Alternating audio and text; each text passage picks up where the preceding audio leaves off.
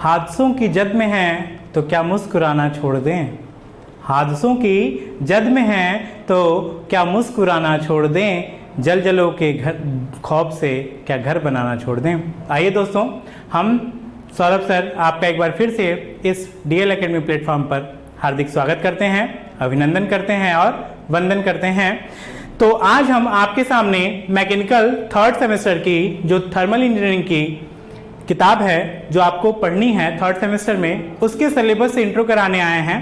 और ये thermal engineering आपके डिप्लोमा के साथ साथ अन्य कक्षाओं में अन्य सेमेस्टर वाइज भी इम्पॉर्टेंट है। साथ ही साथ जब जेईई का एंट्रेंस एग्जाम देंगे आप या वनडे एग्जाम देंगे किसी भी सिलेक्शन के लिए, तो वहां पे भी थर्मल इंजीनियरिंग से बहुत ही ज्यादा क्वेश्चन आपसे पूछे जाते हैं। तो आइए चलते हैं, देखते हैं सिलेबस में क्या है। तो देखिए, सबसे पहला जो चैप्टर है वो है मौलिक संकल्पना, फंडामेंटल कॉन्सेप्ट, जो अभी तक आप इंटरमीडिएट में, हाई स्कूल में और विगत कक्षाओं में पढ़ चुके हैं कि सिस्टम क्या होता है, सराउंडिंग क्या होता है, मतलब कोई निकाय क्या है, उसके चारों तरफ का परिस्थान क्या है, बाउंड्री क्या होती है, इन सब के बारे में बेसिक जानकारी, फंडामेंटल जानकारी आपको इस मौलिक संकल्पना नामक चैप्टर में दी जाएगी। साथ ही साथ यहां पर हम यह भी जानेंगे कि हमारे जो सिस्टम होते हैं वो कितने प्रकार के होते हैं। तो टाइप्स ऑफ सिस्टम, जैसे ओपन सिस्टम, खुला निकाय, क्लोज सिस्टम, बंद निकाय और विलगित सिस्टम, आइसोलेटेड सिस्टम, विलगित निकाय, इन तीनों निकाय के बारे में जानेंगे। तो यहां पर हम बेसिक कॉन्सेप्ट लेंगे कि थर्मल इंजीनियरिंग में हमारा प्रारंभिक मोटिव क्या रहेगा, प्रारंभिक उद्देश्य क्या रहेगा, किस चीजों को लेकर के हमको पढ़ाई स्टार्ट करनी है इसमें। तो सबसे पहले हम ये जानेंगे। नेक्स्ट है हमारा आदर्श गैस का नियम, लॉ ऑफ आइडल गैसेस। ये भी आप इंटरमीडिएट में पढ़ चुके हैं। जो इंटरमीडिएट के छात्र नहीं हैं, जो हाई स्कूल से सीधे डिप्लोमा में आए हैं, उनके लिए ये सब चीजें फिर से रिपीट कराई जाएंगी। तो लॉ ऑफ परफेक्ट गैसेस, जैसे Boyle's law, Charles law, Avogadro का नियम, गेलुकास लॉ, ये सब, गेलुसाक लॉ, ये सारी चीजें हम यहां पर कवर करेंगे कि गैस का नियम क्या होता है, किस तरह से PV is equal to nRT का रिलेशन आता है। तो PV बराबर nRT का कॉन्सेप्ट हमको यहीं से प्राप्त होगा इसी दूसरे चैप्टर में। जो तीसरा चैप्टर है वो है आपका गैसों के लिए उष्मागतिकीय प्रक्रम, थर्मोडायनामिक प्रोसेस।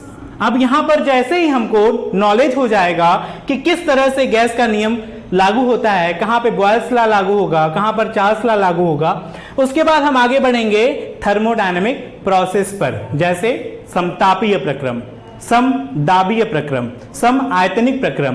तो इन सभी प्रक्रम के साथ साथ एक और मोस्ट इंपॉर्टेंट प्रक्रम है आपका एडियाबैटिक प्रोसेस, एडियाबैटिक प्रोसेस, जिसको कहते हैं रुद्धोष्म प्रक्रम। तो आपका दो ही प्रोसेस, एक समतापी और एडियाबैटिक प्रोसेस, मोस्ट इंपॉर्टेंट है इस पूरे थर्मोडायनेमिक्स में और आगे के लिए भी।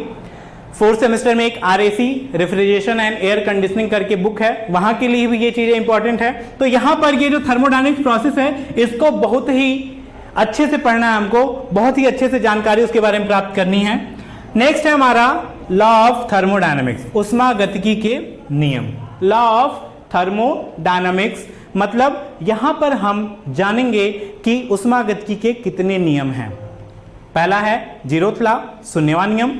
दूसरा फर्स्ट लॉ ऑफ थर्मोडायनामिक्स, उष्मागतिकी का प्रथम नियम।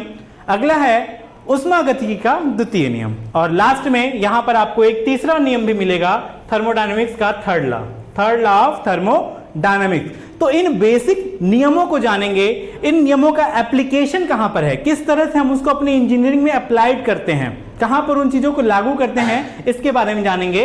तो ये होगा हमारा उष्मागतिकी का नियम के बारे में। नेक्स्ट है हमारा भाप के गुण, स्टीम। स्टीम के बारे में आपने सुना होगा, भाप, जिसे भाप इंजन का निजात किया गया, जेम्स वाट ने निजात किया था। तो वो जो भाप में क्या क्या प्रॉपर्टी होती हैं, क्या क्या गुण धर्म होते हैं उसके, किस तरह का वो बिहेवियर रखता है, ताप बदलेंगे तो उस पर क्या प्रभाव पड़ेगा, दाब बदलेंगे तो भाप पे क्या प्रभाव पड़ेगा, इन सब चीजों को कहां जानेंगे हम लोग, इस भाप के गुण नामक चैप्टर में जानेंगे। भाप पर दाब का क्या प्रभाव पड़ेगा, ताप का क्या प्रभाव, क्योंकि हमको भाप को क्या करना है, यूज करना है स्टीम टरबाइन में, भाप टरबाइन में, उससे हमको क्या जनरेट करनी है, एनर्जी। तो उस एनर्जी को जनरेट करने के लिए पहले हम उसकी प्रॉपर्टी जानेंगे कि क्या उसके अंदर गुण है। किसी चीज को जानने के लिए उसके गुणों को जानना बहुत ही आवश्यक है। जब तक उसके गुणों को नहीं जानेंगे तो उसके बारे में हम अपनी कोई धारणा या कोई विचार न बना पाएंगे, न व्यक्त कर पाएंगे। तो उसके लिए हम यहां पर प्रॉपर्टी ऑफ स्टीम जानेंगे। उसके बाद नेक्स्ट जो छठा चैप्टर है, मोस्ट इंपॉर्टेंट चैप्टर, जिसका नाम है भाप जनित्र, स्टीम जनरेटर, जिसमें आपको पढ़ना है टाइप्स ऑफ बॉयलर। इसमें ये जो टाइप्स ऑफ बॉयलर है, यही अपने आप में एक बहुत ही इंपॉर्टेंट क्वेश्चन है। बॉयलर के जो प्रकार हैं यही अपने आप में बहुत ही इंपॉर्टेंट है, क्योंकि वही 7-8 प्रकार के जो बॉयलर हैं वही एग्जाम में कई बार पूछा गया। तो हम यहां पर जानेंगे कि बॉयलर होता क्या है। एक सिंपल सा एग्जांपल, आपके घरों में जो आप कुकर यूज करते हैं दाल बनाने के लिए, चावल बनाने के लिए, वो होता है एक आपका घर का बॉयलर। उसमें भी चीजों को हम क्या करते हैं, बॉयल करते हैं। तो यहां पर हम बड़ी मात्रा में, बड़े अमाउंट में, क्योंकि हमको भाप को क्या करना है, उससे बिजली, मैकेनिकल एनर्जी प्राप्त करनी है, मैकेनिकल एनर्जी जनरेट करनी है, जिसको आगे चल के हम इलेक्ट्रिकल एनर्जी में कन्वर्ट करेंगे। तो उस मैकेनिकल एनर्जी को जनरेट करने के लिए हमारे पास इतनी पर्याप्त उष्मा ऊर्जा होनी चाहिए जिससे हम वो यांत्रिक ऊर्जा प्राप्त कर सकें। तो उसको भाप जनरेटर, बड़े बड़े जनरेटर यहां पे लगाए जाते हैं। कुछ हाई प्रेशर होते हैं, कुछ लो प्रेशर होते हैं, मतलब कुछ में कम दाब की भाप मिलेगी, कुछ में उच्च दाब की भाप मिलेगी। तो किस तरह से हम कौन से दाब के भाप को कहां पर यूज करेंगे, कौन सा बॉयलर कहां पर यूटिलाइज होगा, कहां पर उसका उपयोग होगा, इन सब के बारे में हम जानेंगे इस भाप जनित्र चैप्टर में। साथ ही साथ यहां पर हम बॉयलर एसेसरीज, जो बॉयलर की दक्षता को और बढ़ाएंगे, बॉयलर की क्वालिटी को और इंप्रूव करेंगे, जो एक्सटर्नल एजेंट होंगे जो उसको फोर्स करेंगे कि आप और अच्छे से वर्किंग बनाए रखें, उनके बारे में भी इसी चैप्टर में जानेंगे। नेक्स्ट है हमारा 7वां चैप्टर, जो बहुत ही इंपॉर्टेंट है, मोस्ट इंपॉर्टेंट, जिसका नाम है एयर स्टैंडर्ड साइकिल, वायु मानक चक्र। वायु मानक चक्र, इसमें हम क्या करेंगे, आपका Otto cycle, diesel cycle, Carnot cycle, इन सभी चक्रों के, ड्यूअल साइकिल, इन सभी चक्रों के, मतलब मोस्टली जितने साइकिल हैं, जितने चक्र हैं, चक्र मतलब प्रेशर का टाइम के साथ वेरिएशन, प्रेशर का वॉल्यूम के साथ वेरिएशन, एंट्रोपी का टाइम के साथ वेरिएशन करते हुए एक ग्राफ प्लॉट करेंगे। तो उसमें वो जो साइकिल प्राप्त होगा, मतलब एक क्रिया को पूर्ण करने में जो हमको प्रॉपर्टीज प्रेशर, वॉल्यूम, टेम्परेचर और एंट्रोपी के बीच में प्राप्त होगी, उन सब के बारे में यहां जानेंगे। और ये बहुत ही इंपॉर्टेंट चैप्टर है, इससे बहुत ज्यादा क्वेश्चन आपके जेईई वगैरह के प्रिपरेशन करते टाइम क्वेश्चन पूछे जाते हैं। ठीक है, नेक्स्ट है हमारा एयर कंप्रेसर, वायु संपीड़क। इस चैप्टर में हम ये जानेंगे, अभी तक तो क्या थी चीजें, भाप की चल रही थी, भाप के बारे में जान रहे थे। यहां पर हम वायु को भी संपीड़ित करके उससे भी हम ऊर्जा प्राप्त कर सकते हैं। तो एयर कंप्रेसर होता क्या है, किस तरह से उसकी वर्किंग होती है, किस तरह से वो किस चक्र पर कार्य करता है, इन सबको जानेंगे हम लोग वायु संपीड़क में। किस तरह से एयर कंप्रेसर की दक्षता को हम बढ़ा सकते हैं, किस तरह से एयर कंप्रेसर से प्राप्त होने वाली ऊर्जा को यांत्रिक ऊर्जा में बदल सकते हैं, ये तमाम जानकारियां आपको कहां पे मिलेंगी, इस 8वें चैप्टर में, जिसका नाम है वायु संपीड़क। और 9वां चैप्टर है इसके बाद अगला हमारा उष्मा स्थानांतरण का परिचय। सिर्फ आपको इंट्रोडक्शन दिया जाएगा कि हीट ट्रांसफर क्या होता है, कैसे होता है। आप इंटरमीडिएट में पढ़ चुके होंगे या पिछली कक्षाओं में पढ़ चुके होंगे, जो उष्मा का स्थानांतरण होता है उसकी मुख्य रूप से 3 विधियां होती हैं। पहला चालन, दूसरा संवहन और तीसरा होता है विकिरण। चालन, संवहन, विकिरण, ये 3 मेथड ही हम यूज करते हैं एक स्थान से दूसरे स्थान तक एनर्जी को हीट को ले जाने के लिए। चालन का अगर एग्जांपल दें, जिस तरह से आप घर में गैस पर पतीले में पानी गर्म कर रहे हैं, तो कुछ देर के बाद वो जो भगोना है, भगोने का ऊपरी पोर्शन गर्म हो जाता है। तो ये जो चालन का मेथड होता है हीट ट्रांसफर का, ये केवल और केवल सॉलिड में होता है। जैसे अगर हम कोई पात्र, जैसे कोई बर्तन यूज कर रहे हैं खाना चलाने के लिए, सब्जी चलाने के लिए, तो वो जो कलछुल या फिर जो भी चीजें हम यूज करते हैं, तो वो फ्राई पैन का हैंडल क्या होता है, गर्म हो जाता है। तो फ्राई पैन का हैंडल गर्म हो गया तो उसको ठंडा रखने के लिए, मतलब वो हीट वहां तक हमारे हाथों को जलाए नहीं, तो बैकलाइट का वहां पर हम क्या यूज करते हैं, हैंडल उसके साथ। ताकि वो क्या करे, उस हीट को आगे स्थानांतरित होने ना दे और हमारा हाथ बच जाए। तो जो चालन का मेथड है हीट ट्रांसफर का, वो किस में अप्लाई होता है, किस में एप्लीकेबल होता है, सॉलिड में। संवहन जो होता है ये लिक्विड में, जो तरल होते हैं हमारे, उनमें होता है संवहन। जैसे हम पानी को बॉयल कर रहे हैं तो पानी के मॉलिक्यूल्स नीचे से बुलबुले के रूप में निकलते हैं और ऊपर आते हैं। तो ये जो नीचे वाला मॉलिक्यूल गर्म होकर ऊपर आया है, तो उस नीचे वाले मॉलिक्यूल की जगह दूसरा मॉलिक्यूल जाएगा और वो फिर गर्म होकर के ऊपर आएगा। तो इस तरह से पूरा पानी क्या हो जाता है, गर्म हो जाता है। तो इसको बोलते हैं संवहन। और विकिरण का उदाहरण है आपका तपता हुआ सूरज। सूर्य से जो रोशनी आती है वो हमारे पास सिर्फ विकिरण के माध्यम से पहुंचती है। तो ये हो गया रेडिएशन, ठीक है। तो ये रेडिएशन और संवहन, कन्वेक्शन और कंडक्शन, ये तीन विधियां हम इसमें पढ़ेंगे चालन, संवहन, विकिरण में। इंट्रोडक्शन है, सिर्फ आपको परिचय कराया जाएगा। नेक्स्ट है most and most important chapter, IC engine. और आईसी इंजन का अभी हमने 5th सेमेस्टर में भी जिक्र किया है, जो 5th सेमेस्टर के बच्चे हैं वो जान रहे होंगे। थर्मल थ्योरी ऑफ मशीन में आईसी इंजन के बारे में हमको बहुत सारी चीजें पढ़नी है। तो यहां पर आईसी इंजन का कॉन्सेप्ट हमको क्लियर रख के चलना है, क्योंकि आईसी इंजन से भी आपके जेईई की कक्षाओं में, जेईई के एग्जाम में ज्यादा चीजें पढ़ने को मिलेंगी और ज्यादा चीजें आपको वहां पर कवर करनी पड़ेंगी।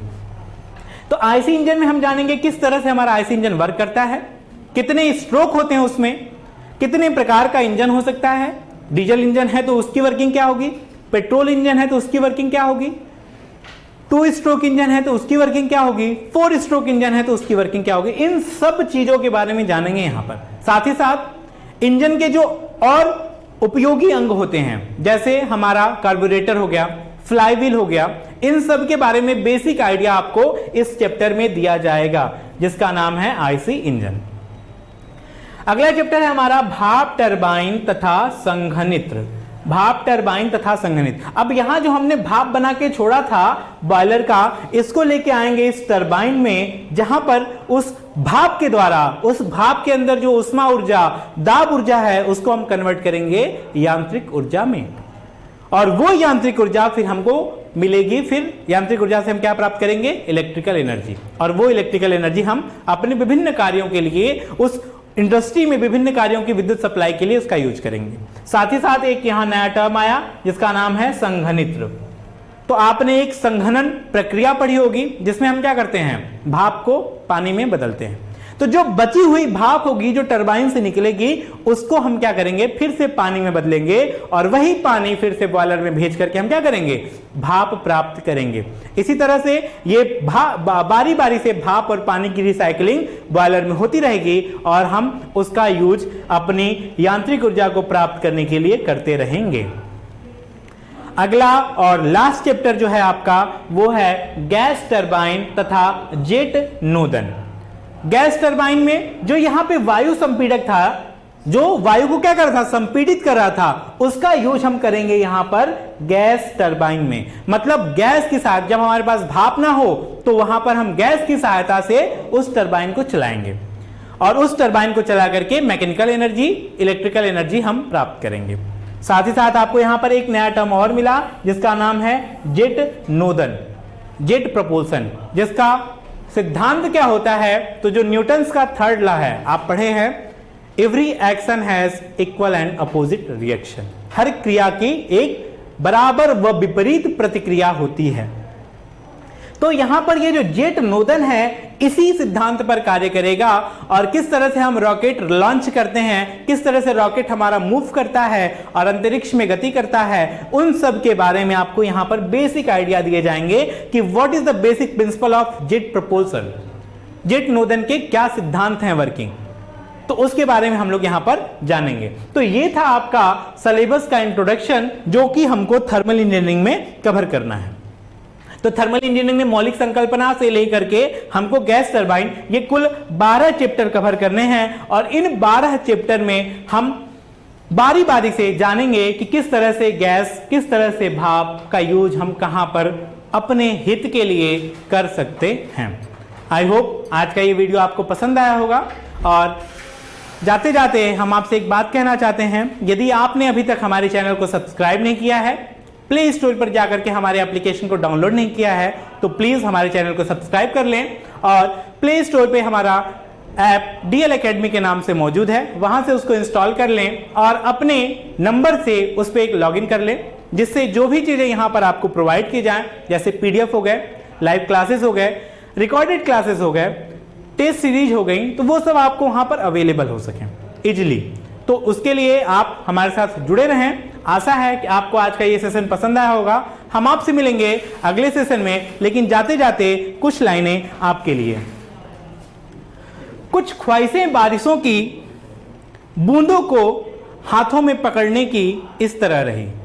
कुछ ख्वाहिशें बारिश की बूंदों को हाथों में पकड़ने की इस तरह रही, पर हाथ तो भीग गए, हाथ कुछ न लगा।